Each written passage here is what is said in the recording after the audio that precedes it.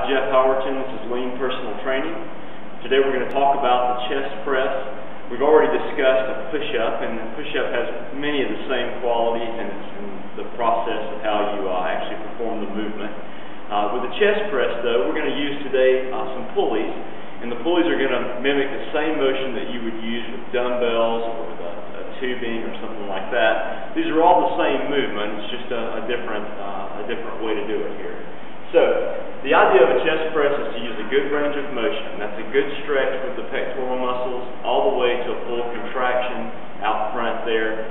Keeps a good range of motion, gets a lot of work done throughout the whole movement. So, best thing to start off with your wrists and elbows in alignment. We want to make sure we're not out of alignment.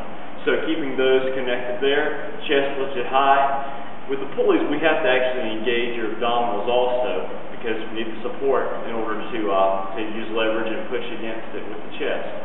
So, keep the chest lifted high, the wrist, elbows aligned, taking from a stretch position all the way out to a complete contraction, just like that each time.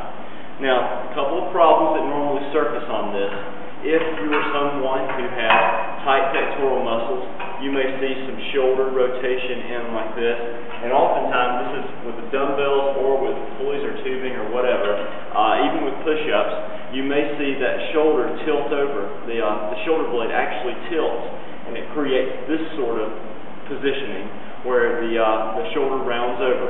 When you do that, you're really not accessing the pec muscles anymore in the chest. Now you're using more of the deltoid, the shoulder muscles. So what we'd like to do is keep the chest lifted the whole time. When you move back, try to feel the stretch through the pec muscles, and then pull around and back each time.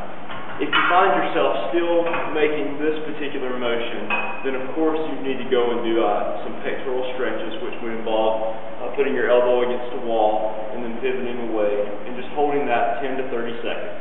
The idea is to stretch out the pec muscles so you're able to get a full stretch when you're returning on the chest press before you push back out. Each time you should feel all the work here, with some in the shoulders and a little in the triceps.